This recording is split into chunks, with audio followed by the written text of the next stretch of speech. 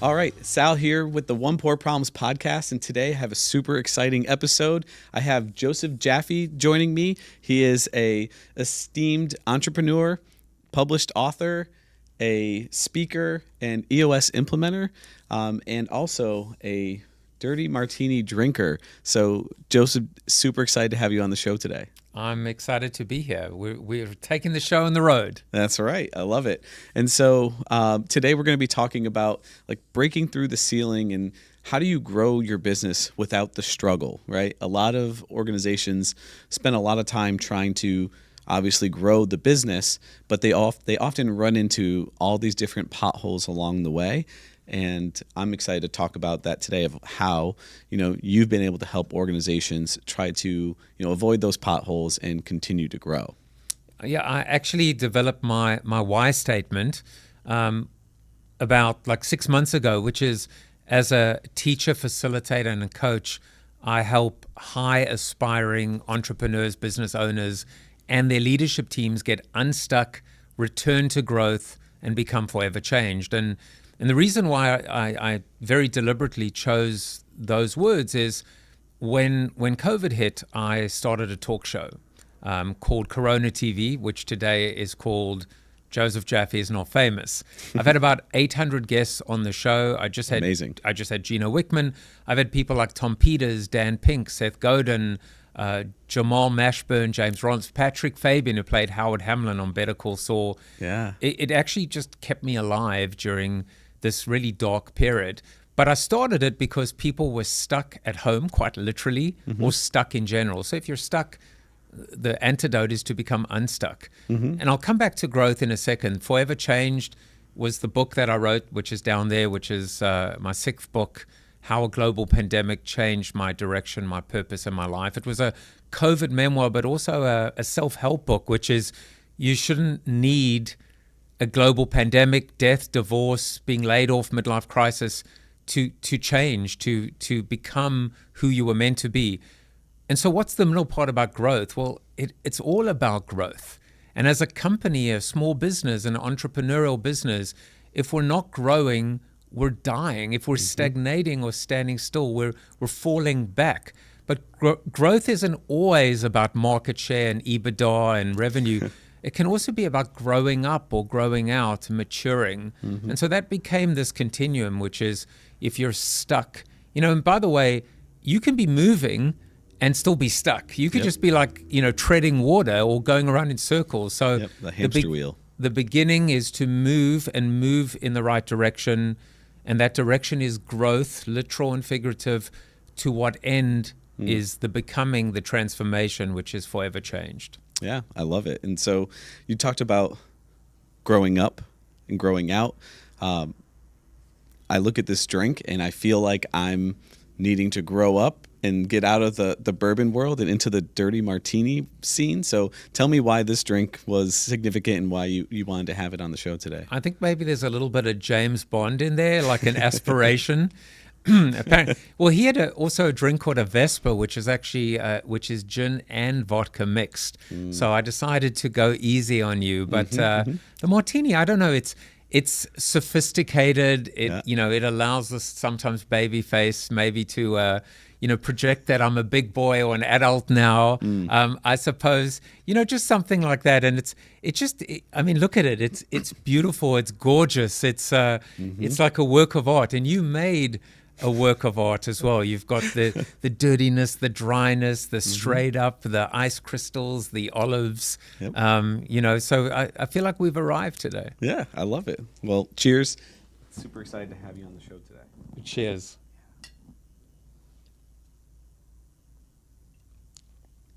What do you think?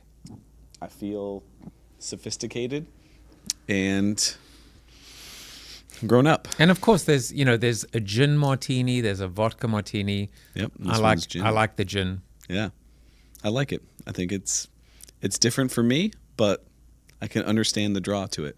It's a weird drink as well because it's like literally gin. Yeah, so you're drinking this neat drink, and doing it in a way that I don't know. You get a little pause. Yeah. So, and cheers. the olive juice That's what does it, for sure. That's the dirtiness, apparently. Nothing Yeah. goes to waste. That's right. I love it. So, for those who may not know you, right, it's hard to not, looking at, I think I looked at your LinkedIn the other day, and you have over 10,000 people following you on LinkedIn, and you've obviously had some amazing people onto your own show. I'm a little intimidated, having you have over 800 guests, and I'm just slightly less than that at this point. $7.99, right? Yeah, exactly. You're number one. That's what I tell all my guests. I go, "You're the best guest ever. This is the best show ever." And they go, "You say that to all the guests?" I go, "Yes, I do, but you can't prove me wrong." Yeah, So, I love it. So tell us, I guess, a little bit about your background, right? Because you've started businesses, you've worked in large organizations, EOS implementer, you've written books, you have a talk show. Like, there's a lot going on, right? So give us the background. yeah, so I think it's the ADHD self-diagnosed acting up. So I'll try and tell the story in, I always say in 3 minutes or less, which means it will be about 30. No, I'll try and do it quickly. From South Africa originally, worked for a fast food chicken company called Nando's Chicken Land in their marketing department. I was employee number 3. So I was part of a high growth, dynamic company that really understood core values, identity, purpose, passion. It really taught me, I believe, everything that I needed to be successful in marketing. And came to South Africa, came to the US in 1997, worked for a number of Madison Avenue agencies. I was very fortunate to work for companies like Ogilvy and DMB&B, Shy Day, that does all the Apple advertising. And then I went out on my own in 2002. I was laid off, and it was such a shock. It was a shock to my ego. It was a shock to everything, and thank God. And I was liberated. And if I hadn't been pushed, I would never have become an entrepreneur. I would have probably opted for the safety of a cushy job in the corporate world. And the reality is, I mean, my 5th book is called Built to Suck: The Inevitable Demise of the Corporation and How to Save It. Is that the irony is there is no job security anymore, stability, not in Fortune 500 and Global 2000 companies. Yeah. There is no loyalty. If you want stability and security today, become an entrepreneur. Accept the risk. The risk is yours. You are in control of your own destiny. So I go out on my own, and within, I always call it the honeymoon phase. Immediately, you get to see your real net worth. You get to see the relationships that you've built, and suddenly everyone starts coming out of the woodworks. Hey, would you come and speak? And can we offer you some consulting? And so you understand that the relationships you built are real. And then I get an offer. It was actually Ask Jeeves asked me if I would come out to San Francisco and speak at their sales conference. Now I was about to say, how much do I need to pay? When they said, and we'll pay you $5,000. I almost fell off my chair. It was $5,000. And I was like, and do I have to pay for like flights? And they go, no, we'll fly you out business class. I start doing the math incorrectly. And I'm like, wait a second, $5,000 multiplied by 365 days. Of course, you realize as a consultant, the phone doesn't always ring. But that was when I knew that I wanted more of this. And so fast forward to COVID, I'd written 5 books, started 2 companies. One I sold in spite of myself, and one I closed down because of myself. And I mean it. Wow. No one ever, the 2 hardest things I've ever done in my life are selling and being an entrepreneur. I mean it. And not often, you have to do both actually as an entrepreneur. And what you realize is when you don't have the safety net of the corporate job, suddenly it's, you eat what you kill, and if you don't kill anything, you go home hungry. And now it's just part of life. Even as an implementer, at EOS, they teach you your job consists of 2 things. One is the business, and the other one is the business of the business. And if you don't really embrace the business development part of it, then you have no business being a coach. Yeah. So it's really hard, mindset to like, wait a second. So my job isn't just the prep for the sessions and the sessions. No, your job, actually, when Patrick Fabian was on my show, he said, my job, I love this insight, never forgot it. He said, my job is to audition. That's my job. The 5 minutes of auditioning for a role, the acting, that's just the gravy. That's the prize, but my job is to audition. So anyway, fast forward, COVID hits.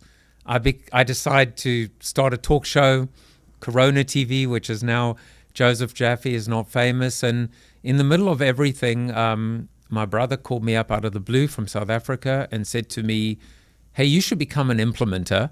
And I was like, that sounds painful. Like, what is that? And his business runs on EOS, turned his business around. He sold his business. Amazing. And, he was right, but don't tell him that because, it will go to his head. But it's just part of what I love to do. I love to help. I love to be with people. I love to help. So whether it was being a lecturer, a teacher, a mentor, a facilitator, a coach, it's all the same thing, just helping people, be the best versions of themselves. 3 minutes and 12 seconds. Exactly. That was probably 20 minutes. No, that's great. And I think it's interesting that he's the one that kind of told you should think about doing this. And so were you running EOS or anything before that? Or was that the moment that led you to become an implementer? I ignored him for about a year, just because I didn't quite understand it. And also, the phrase, because you run on EOS too, we always say open and honest. Open and honest, it was weird for me to there's Gino's book, Traction. He was actually on my show a couple days ago. So whenever people are watching this, it could be a couple of years ago, The Long Tail. And it was hard for me to get head trash, which is to be underneath someone else, to be teaching somebody else's vision and their thought leadership and their models. And I had to just get out of my own way and say, hey, listen, it's not about you, and you can find your home and find your path within a framework of someone else. And, at the end of the day, think about whether it's Plato or Aristotle or I just read this morning a piece on optimism from Helen Keller. How arrogant and are we to believe that we are, the SH1T, Yep. So becoming comfortable within that was a huge growing period for me. And now that I'm part of this community, I've never been happier. It's awesome. So in your own businesses, were you using any type of framework or anything like that to help you grow and do that? Because when you're part of EOS, you are part of the structure, the plan, it's hard to not have that built in naturally to completely embrace it. Is that something that you've done before? The exact opposite, by the way. So first of all, one of the things they tell us is that teaching EOS pure is 15%. 15% of what we do is the guide and not deviating from the structure that you say. 85% of it is what I would call improv. 85% of it is active listening and adapting and and being able to solve problems on the fly. And in a way, that was probably part of my fear, which is being a right brain, being a creative type. How would I cope within the perceived rigidity? But the reality is that the structure liberates, it doesn't suffocate. And I'll tell you just very quickly, my two businesses, the one that I sold, and I mean this, I would have sold it for 10 times the amount if I'd been running on EOS. And the second one, and here's the interesting part, the idea for the second company that I closed down after 5 years, 1,000 times bigger than the first one. But the vision was it just wasn't locked. It was in my head, and people didn't accept it. There were 10 different versions of it with 10 different people, and so the second one would still be in business today if I'd been running on EOS. And I'll tell you quickly. Wow. There's 6 components. So first of all, I just told you the vision was trapped in my head, and people didn't quite buy into it and I couldn't articulate it. People, I had the wrong people often in the wrong seats. If I met you and I'd be like, you're a smart guy, come work for me. You're like, well, what would I do? I go, don't worry about that. We'll figure it out. That's not how to do it. Yep. Data, we had no scorecard. Issues, all we did was discuss and discuss and discuss. And politic, we never solved issues so that they went away forever for the greater good of the company. Process, are you kidding me? And traction, there were no rocks, there were no 90-day goals. And our status meetings, sometimes I'd come late, sometimes I'd leave early, sometimes I wouldn't show.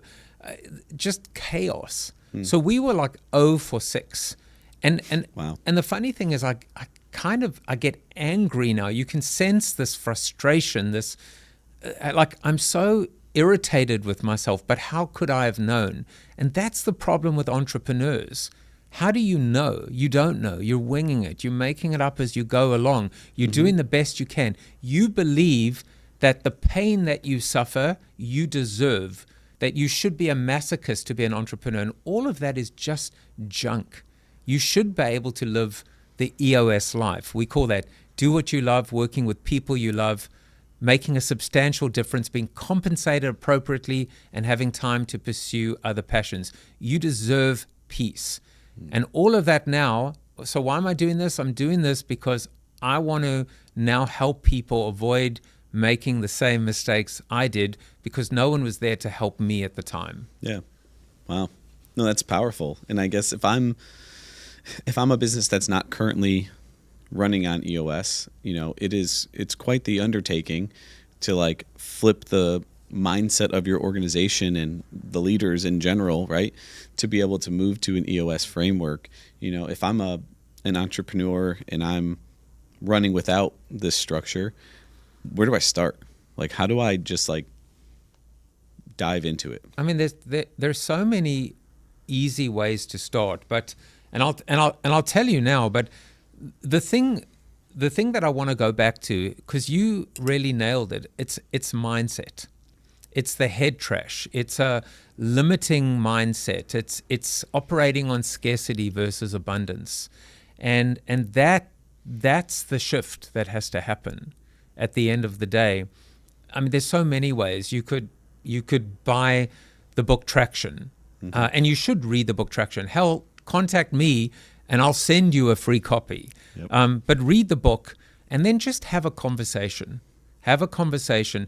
The EOS proven process is designed that way because it is a proven process. There are almost 300,000 companies running on EOS. I mean, it's crazy. 82% of our clients have their best year ever every year. So we've been tracking this from 2021, and I'm talking about Fairfield, Connecticut. I work with about 7 other coaches there. So 21, 22, 23, 24, 4 out of 5 have their best year ever. So intellectually, logically, rationally, it works. But how do you get there? And it begins with a conversation, and then there's something called the 90-minute meeting, because guess what? It's 90 minutes, and it's a free meeting. There's no obligation. And here's the crazy thing: just getting people to even show up. It's not hard, but there's still people that are nervous and reluctant and have fear. I was listening to Diary of a CEO, my second favorite podcast, second to this one. See? That was very nice. I really like that. And I was listening to Alex Hormozy, and he said this brilliant quote. He said, "Fear is a mile wide and an inch deep." Yeah. And once you actually dip your toe in the water, you realize, wait a second, it's like an ice bath, right? Yeah. And it wasn't as scary as you thought. I thought, what a brilliant quote. Yeah. So just overcome the fear. Showing up is 80% of the battle, and then make an informed decision. Yeah. So that's the getting started part, right? And if the advice that you just gave about this is all you got to do just to get started isn't going to get someone going to start running through EOS, tell me about some of like the biggest transformations that you've seen in your time as an implementer that have really propelled a business, right? Because if the advice of just do it, right, just start, isn't what's going to make you start, how about we talk about some successes that you've seen, see if they'll run with it. There's so many anecdotes to share, but first of all, I'll share with you a Gino anecdote. He said, if I haven't told, I'll ask you this, I'll put you on the spot. Yep. So imagine he's gone to hundreds and hundreds of clients now, post implementing EOS. And he asked them what the number one benefit was for them of running on EOS. What do you think they said? The number one. The number one thing of running on EOS? Understanding a shared vision. So that is an answer. Some people spoke about growth and some people spoke about profit. You'd think the number one answer was peace. Peace of mind, the voices in your head, the waking up in cold sweats, the anxiety. I just listened to another podcast with Sadhguru, who actually says the concept of stress management is an insane concept. Why should you manage stress? You shouldn't have stress. And he says that every profession, whether you are a bricklayer, whether you are a laborer, whether you work in a vineyard, or whether you're the CEO of a fortune, every job is stressful or it's not stressful. And he actually says if you have stress in your life, you are a bad manager. You're a bad manager of yourself. And why is it that we think of management in terms of economics and companies, etc.? So when you kind of put that and just get to the root, of the issue, like what are we really talking about here? We're talking about peace. Now, Gino says another thing. He says the number one determinant of success is a strong leadership team. So you want to know about transformations? Transformations are building strong leadership teams. Every single one of my clients, every single one, has changed their leadership team within the first year. Some leadership teams grow, some shrink, but that is linked to another insight, which is your number one issue is going to be people. And the number one challenge we have is not being able to have tough conversations with wrong people in the right seats or right people in the wrong seats. And so when you have the right person in the wrong seat, that's what we call an accidental nonprofit. And when last I checked, we're in the business of profit. Yep.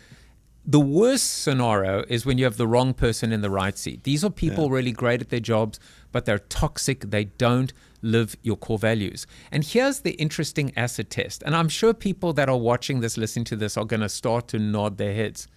When you have problem children, right? When you have a problem person in your organization, and you know they're a problem, but you just can't do anything about it, you end up just discussing them every single time you meet. You're wasting your energy and your precious time just going around and around and around discussing them. And can you believe what they did now? And they came late to work. And can you believe what they just said, etc. You need to be able to have a tough conversation. And EOS gives you a framework, whether it's the people analyzer, whether it's quarterly conversations. The thing about EOS is that these tools are simple tools. They're almost ridiculously simple. They've been around for 100 years. They'll be around for 1,000 years into the future. So there's no magic bullet or kind of like, or magic wand. I should say silver bullet or magic wand or magic bullet. I don't care. Yep. At the end of the day, the magic is in you. The magic is in the leadership team coming together and working as a team. Yeah. No, for sure. And I think one of the interesting parts that you just talked about was I call them energy vampires, right? Those are the people that, they just suck the life out of you. And you're like, I love that. Why do we keep them in the business? And, people are more afraid of losing the thought of their productivity of that person or perceived productivity when really you keep talking about them. There's obviously reasons why, and you have to make decisions based off of that. But there's another phrase as well, which is a little bit more jarring, which is to refer to them as terrorists. So that is jarring. Yeah. So the terrorist is someone who does not live according to core values. So they are essentially, they are sabotaging the business and are high performers. Yeah. And so you've got rats who are actually not core values and not performing. You've got puppies that are living core values but not performing, and then you have your stars as well. And so I actually had someone on my show, and they pushed back on the concept of a terrorist because they said there's no redemption really for a terrorist, whereas there has to be a way back or redemption for someone, for anyone. But, take that. What I love about a jarring analogy like that is it gets a reaction, and you immediately have an association. You may not like it, but at least it's not ambiguous or, it has a point of view. Yeah. I think for me, I've probably almost every episode that I've done, we've somehow brought it all the way back to like work-life balance and what I call work-life harmony, because it's not really ever a balance. Actually, I've had so many guests on my show that are focusing now on whether it's the Great Resignation and the new work. And one person said you're by the way spot on. It's actually an equilibrium. It's not a balance. It's not 50-50, because for some people it could be 80-20.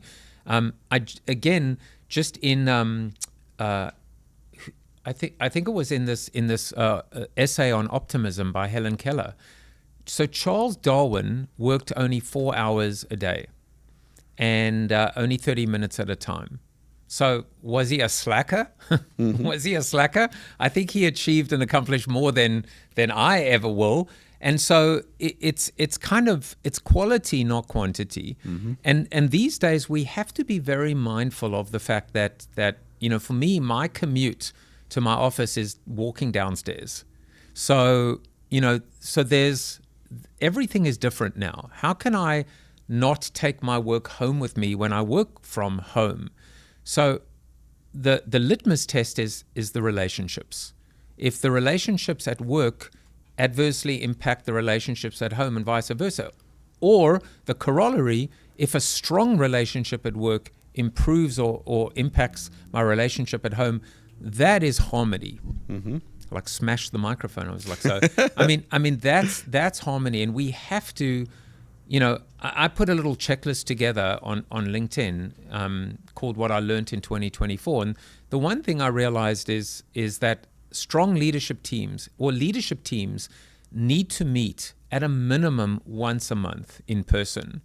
And I would say once a month, but EOS becomes quarterly. So work-wise, definitely quarterly, but personally, we say it at EOS, you need to do 2 trust-building exercises every quarter. I do not believe that a company can be remote, fully remote. The answer is hybrid. If you have a leadership team, I'm sure this is a family show, but I can't think of get off your butts. I was going to say, get off your butts, invest in travel, and meet at least once a quarter, if not once a month. You need to be able to have this in person. The hybrid solution is the answer. And so find the harmony, to use your word, not the balance. Yep. Yeah. And I think that's so spot on, because in our organization, like we're 100% in office, right? Because that's what we believe for the culture and to be able to bring people together and the relationships. But our leadership team, we're following full EOS, but then we also do like our quarterly offsite strategy meetings. And there is something tangibly different after that meeting. And then we actually go to dinner with our spouses and everybody together as a team and have fun and have this like really intense day followed by like a really fun, like just enjoyable, dinner. Axe throwing. Yep, no. Exactly. Yeah. But then after that, the next like weeks of time, those relationships are very different, right? Because you're like refreshed, realigned. It's very different. And I think it's so important to make sure that those things are in person. So you're spot on with that. There's, the thing with EOS, we actually do this only after a year of working together. We actually do trust trust building exercises. And one of them is personal histories. And it's amazing just how what comes out of a question like, what's your hometown, or how many siblings do you have? And then you hear people going, I didn't know that about you. EOS calls it keeping the circles connected. Because what you don't want is that, right, where you're on top of each other, duplicating effort. That's wasted energy. Yeah. You don't want this where you're like disconnected. You just want to figure out the optimal amount of time to keep the circles connected. And the way EOS does that is through the L10 meeting, the level 10 meeting. Because when you rate your level 10 meeting, you're going to end up rating it a 10. And most clients that start with us, when we ask them to rate their meetings, they're like 2s and 3s and 4s. Well, guess what? Why? Why are you even together? You know, another insight I've learned through this is this idea of cultivating what is called a work experience. So if you think about how broken work was before COVID, people commute 2 hours into work, 2 hours back, 4 hours a day wasted. And then they get to work and they're sitting like rats in a cube farm. It's like Severance. It's like that show on Apple. There's no work experience. So I want people to think about, would people refer to work as an experience? And I will give you a little litmus test to it. I had Joe Pine, who wrote The Experience Economy. He says there are 2 determinants of what an experience is. One is that it's memorable. So you can have a good experience or a bad experience. You know, if someone is rude to you, kicks you off the plane, whatever, that's an experience. You're going to remember it. It's memorable. And the other one is this concept of time well spent, right? As opposed to time well saved. And so if you think about it, would anybody that works in your company be able to say, the 8 hours I spent today was time well spent, and be able to remember that day or that week or that period of time as an experience, memorable for all the right reasons? That doesn't mean jeans on Friday, what do you call it, like casual Fridays, or bean bags or ping pong table. That means more meaning. And so you don't have to be a large corporation to do that. If anything, if you're a small or medium business, you should be able to create more meaningful interactions. Yeah. No, for sure. I love that. I think if we pivot to talking specifically about, you talked at the beginning about getting unstuck, right? Like, how can utilizing the EOS framework actually help an organization get unstuck? I'm eating an olive. That's totally fine. You take your time, all right? These are real olives. These are not props. Yeah, that's right. So one of the concepts that I got really fascinated with, because again, it's my 5 implementer that I want to go deeper. I want to understand the why, the context, the so what, the why should I care, is an article that is available to download on Harvard Business Review, and it's called The Evolution and Revolution of Business. It's by Dr. Larry Greiner. And what's fascinating about this article is the word all. All businesses in the history of business, which means your business as well, at some point or another is going to hit the ceiling. So businesses do not grow, up and to the right. It's not a smooth line. So at some point there is evolution, which is smooth sailing, calm waters, and then there's periods of chaos, volatility, uncertainty. They can be internal or external. Yeah. That is revolution. And a company then hits the ceiling. I encountered it with both my companies. When I got to 9 employees, it was miraculous. The ceiling was we just started to get frustrated. Nothing was working. We couldn't break through to the next level. And both times, my companies went from 9 to 3.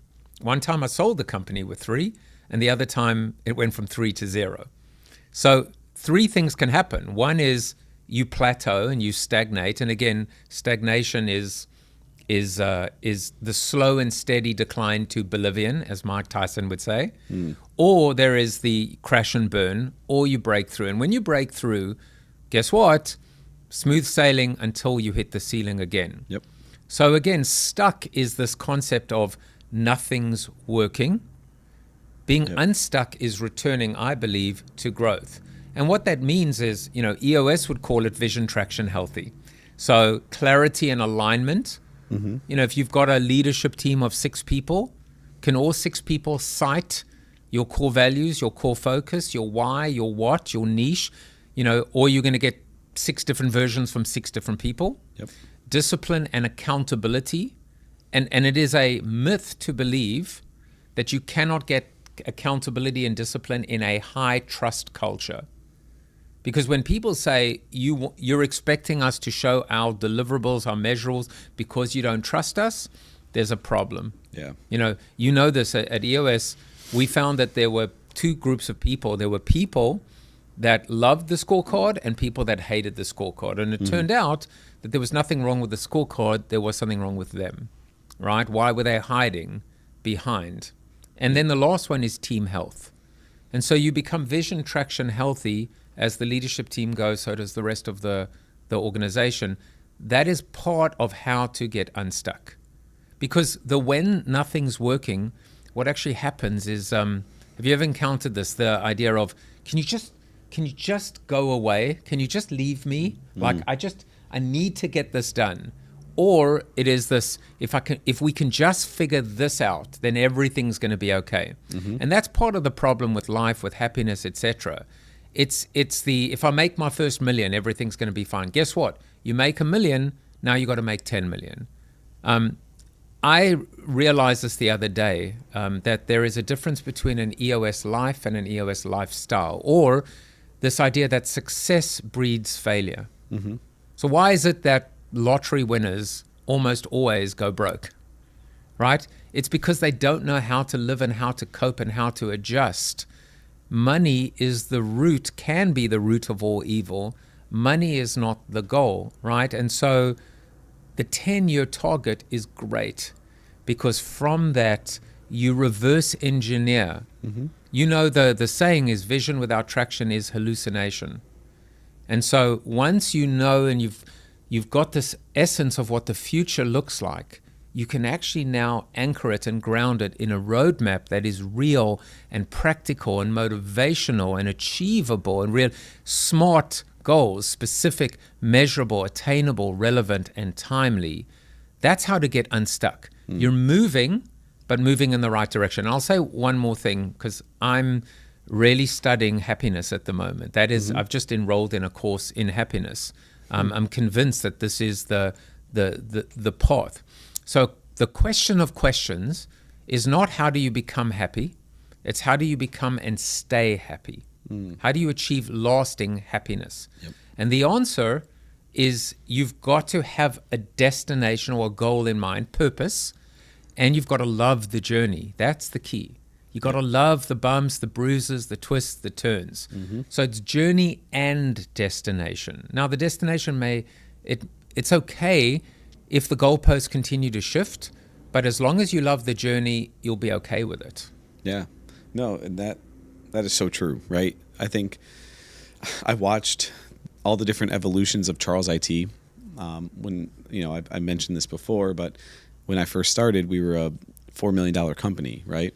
And the goal was to get to 10 million, right? And it was like 10 million in 2020. That was the goal of where we wanted to go. And I was the 17th person in the company. And so we were charging towards that. And we were trying to do anything that we could to fight to get there, right? And that journey was the part that was fun, right? The goal was a number. Nothing happened at 10 million. Like, it was like you go like, ta-da. Yeah, we were like, it's here. Get back to work. Yeah, exactly, right? So like the goal was there, but it was just a number. But what was exciting about it was like, now I like reflect back on that. We just closed the year. We were about 28 million. And I look back and I'm like, man, like the things that we did and like what we had to do to be able to achieve like the constant progress and success, and like some, our peers, when we go and travel and meet with them and talk about what, we all do in IT, we literally have the conversation saying that it's crazy the things that we've done. So it's been really cool to like, I open love the the name journey. Charles IT, by the way. I just love the fact that there is I haven't even asked you about where the name came from, and I don't want to, because I just love the fact that there's a human name associated with IT. Yeah. So, Yep. you know, And that's the major difference, right? That's we're a world of technology where it's very impersonal, right? But we're so hyper focused on like the human touch. Nobody wants to, only be able to deal with the AI and the technology and not actually be able to talk to real people. Like we're real people. We're 100% in the office. When you call, you talk to a real person. Like that is the difference, right? And so it's definitely what makes us different. yeah. And so like this, I love the conversation about this idea because again, I'm sure people are, I almost like I visualize people that are watching or listening, because I always like to think about them. Mm-hmm. That's why I call the show Joseph Jaffe is not famous, because it's not about me. Yeah. And I think of pain and pleasure, right? I think of people that are in pain, believing that that they deserve it, and you don't. You've earned the right to be happy. And then I think of pleasure, but pleasure can be, it can be hedonistic, or it could be what's called the rat races, which is I need to be unhappy now for some kind of happiness in the future, which never comes. Or when it does come, you go, is this all there is? Now what? And so, and that's why the 10-year target, I heard this phrase the other day, which I really love, is this concept of a moving future. So you actually embrace they didn't say this, but I'm connecting. You embrace the shifting goalposts. Normally people look at the goalpost being moved as who moved my cheese, right? I'm just like totally like butchering 17 metaphors, Yep. which is, wait a second, who took this away from me? And it's like, that's not the goal. The goal is just to keep moving in the right direction so that you feel fulfilled, and you feel that you're not an oxygen invader, that you actually have purpose, that you're creating legacy. Those are the things you want to see in your 10-year target. Yeah, and it's funny. I just read a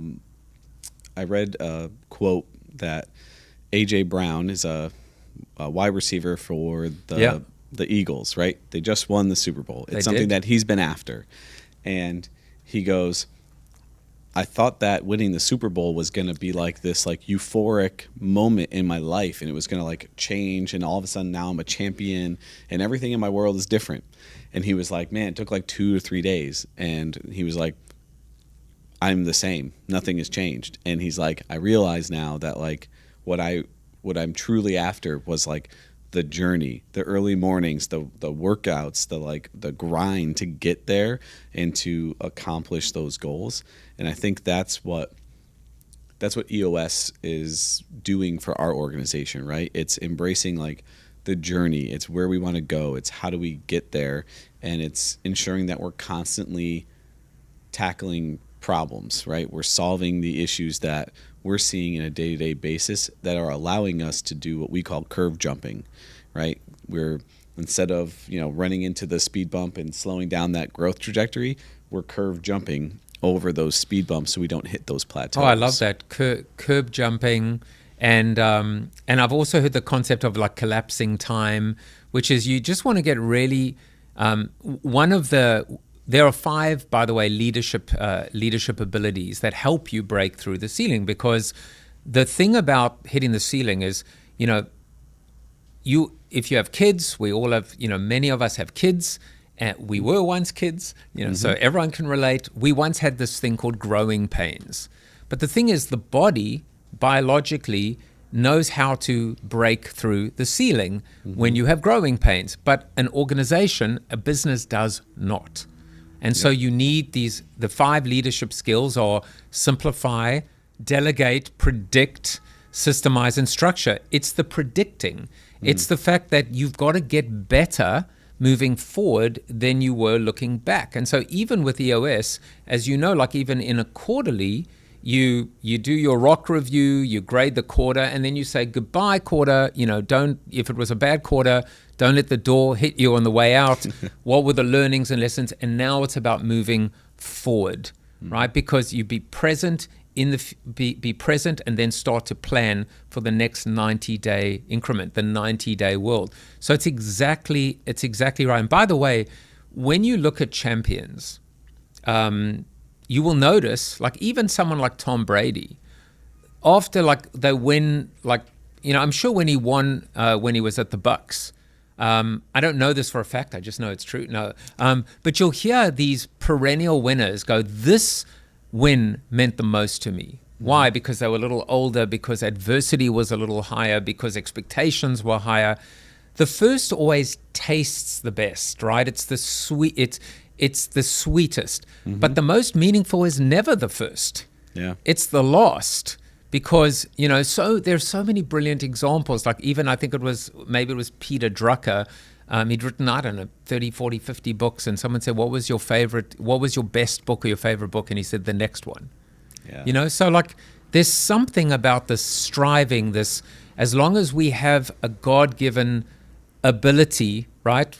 GWC, which is, you know, an EOS tool. Yep. Do you get it? As long as you have this God-given ability to be talented and to be able to achieve, go for it. And when it doesn't become fun anymore, you know, maybe it's time to kind of, you know, to hang the gloves up. But until then, you know, it's the next one that's always going to, you know, just taste awesome.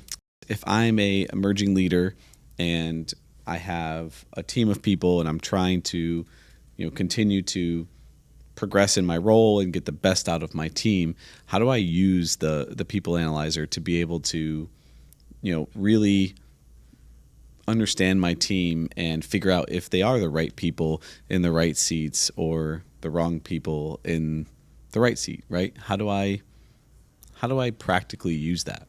So I'm going to take a small step back and say, we say that there are two people issues, right? The wrong people in the right seat, the right people in the wrong seat. But there are actually 4 types of people issues. You've got the wrong people in the wrong seats, which is the obvious one. But then you've also got the right people in the right seats. Yep. And so often we neglect and we don't do enough to actually nurture them and invest in them and boost them and motivate them. In a way, that is what we call at EOS LMA. Right? Leadership, management, and accountability. And it's actually a formula. Leadership plus management equals accountability. Yep. And there are 5 leadership practices, there are 5 management practices. And, you know, one of them is this idea of creating an opening for people, because nature abhors a vacuum. So when you create an opening for people, well, guess what? They're going to fill it naturally, as opposed to micromanaging them or over managing them. So LMA is a huge part of it. There's so much, I mean, we could go down this rabbit hole, which is a beautiful one for hours. But the other thing is that anyone that has more than maximum 12 direct reports, that's a problem. You shouldn't have more than 8 direct reports. And they can have 8 and so on and so forth. Yep. Because part of the approach is to have what's called quarterly conversations. Quarterly conversations, surprise, surprise, happen every quarter. And it's not a performance review. It's not a formal review. It doesn't go on their record. It doesn't happen at the office, whether it's walking around the block or through the park or going to a coffee shop or whatever. But at its core, it's just about being able to say what's working and what's not working and what are the next steps. There's a little bit of prep. There can be prep, which is for them to put themselves through the people analyzer and then for you to have put them through. For you to rate yourself on LMA, the checklist, and for them to rate you. So so there should be a little bit of work. So there's awareness, you know, and you know whether you're on the same page. Because if I believe that I'm completely, so the people analyzer is basically looking at people against your core values, typically they're 5, to say, do they exhibit that core value most of the time? That's a plus. Some of the time, yes, some of the time not. That's a plus minus. And most of the time not is a minus. And for the most part, the bar is 3 pluses and 2 plus minuses. So when they're below the bar, I mean, if they can't get above the bar, there's no hope or no plan, then they're the wrong people. And they got to go for the most part. If there isn't some consciousness or willingness or ability to get them back above the bar. And so that's where it begins, right? Perhaps it's not your fault as the leader. You didn't hire them, or you came into a company where they were there already. Maybe they're a legacy, they were grandfathered in, whatever the case may be. Yep. But the thing about the people analyzer, it's a very simple way that actually says their ability to be above the bar when it comes to core values. The thing about core values is they might do really well in another company, but struggle and flounder in yours. They might struggle and flounder in another company, but just flourish in yours. And it's because of one word, and that one word is culture. Yeah. And so that culture that you're talking about, how often, if I'm running EOS, should I be measuring that, right? Like measuring how they are compared to the culture that I'm trying to, achieve in my organization? Well, the answer is quarterly on two levels. One is there are two tools or disciplines under the pie, the vision pie or key component. So the first is the 8 questions, which lives in the VTO. And the second is what we call shared by all. So there's no point in having these core values, but they're not communicate. I like to say there are 3 levels. One is I understand what it is. 2 is it has meaning and context for me. And 3 is I live them. So those are my 3 levels. I get it intellectually. I feel it emotionally. I live it. Kind of my whole body lives it, like integrated. And your actions. Yeah, and so shared by all means that every 90 days there's what's called a state of the company, which means you get together at least once a quarter, keeping the circles connected, and there's something called a core values speech that typically the visionary gives. So that's how you get people excited. You see, the beauty of this, it's all based on their science and research, and as I said, there are almost 300,000 companies running on this, living their best lives, is the 90-day world. Research has shown that after about 90 days, that's when we tend to lose our way, fray, dilute, focus, demotivate. So every 90 days, it's like the ability to plug your business into a charging station that just revs everyone up again. And the thing about energy is if your energy depletes too much, sometimes you can't actually charge it if you're like literally running on empty or even running out of gas. Yep. And so it's important every 90 days to charge it up. So that's, the state of the company, shared by all, the quarterly conversations, every 90 days, a little refresher, a little reminder. We say at EOS, people need to hear things 7 times to hear it for the first time. So the next time you get frustrated with an employee, I've told you 3 times, guess what? You need to tell them another 4 times before you can get frustrated with them. Wow. That's great. I love that. So I feel like we could... You're getting like an EOS That's refresher. good, like a refresher. I love it. It's perfect. I'm your, I'm your honorary implementer. I love it. Yeah, it's great. I love this stuff because, what I realized coming into it, my own head trash was this would be rote, and this would be, just cut and paste, rinse and repeat. And, like the thing about it is you can just go deeper and deeper and deeper and just keep peeling more layers. And it's like the deeper you go, the more interesting it gets. Yeah. Because it's just about it's about relationships and emotions and mindset and mindfulness. It's pretty cool. Yeah. Yeah, it is. And I honestly think that we could probably continue to talk about this for another hour or 2. But for me, I want to bring us to conclusion here and say, if I were to give a final pitch as to why I should utilize EOS and work with an implementer in my business, what would you say is what is that elevator pitch? To me, this feels like deeply personal. And the thing that I would say to founders and CEOs, business owners, is you don't have to suffer. You don't have to be in pain. And anyone that told you that pain is part of what it is to be in business, that they're lying to you or you're lying to yourself. You deserve to be happy. You deserve to be fulfilled. Your people do as well. You have a responsibility to them and their families. You have a responsibility to your family. You deserve a better life. You deserve to run a better business so you can live a better life. And so what's stopping you? The answer is you. You're stopping yourself. It's not about the money. It's not about the time. These are just excuses that you've conjured up or made up to convince yourself that you don't deserve to be happy. So that might not have been the answer that you expected me to say. I mean, I could give you the spiel and the structure and the discipline, whatever. Yeah. But at the end of the day, it does come back to this idea of peace. Right? You've got one life to live. Make the most of it. Leave your mark. Create a dent in the universe. Do what you love. Working with people you love. Making a substantial difference. Being compensated appropriately. It's only one of the 5. And have time to pursue other passions. You deserve it. That's it. You heard it here. So, Joseph, thank you so much for coming on the show today. It was a great conversation, and thank you to introduce me to the world of martinis. So I loved it, and you can invite me back anytime, if for no other reason than just to drink your magnificent martini. I love it. Thanks so much. You're welcome. So as far as the last part of our episodes, we have everyone have a drink, limber up a little bit, and then we actually have you do a typing test. So we're going to put you to the test. It's a 30-second typing test.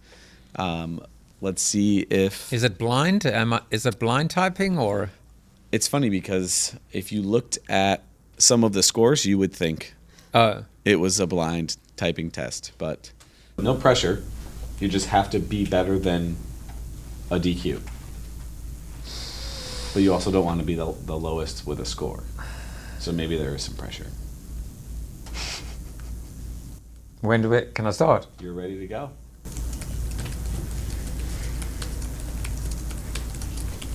He's going to be fine. I don't know if he's going to be able to take down the champ. He's a professional. But he's definitely... He definitely writes books for a living. Yeah, he definitely writes books. There's no pecking here. So, I'm actually a little bit nervous watching the speed of this right now. Damn it. How did I do? So then it's going to have you click to... Show test results. Yep, and then it's going to do an ad because we're cheap and don't want to pay for the paid one. And... 56 words per minute. 56. How do I score? Ooh, look at that. Number 4. Number 4, wow. Yay!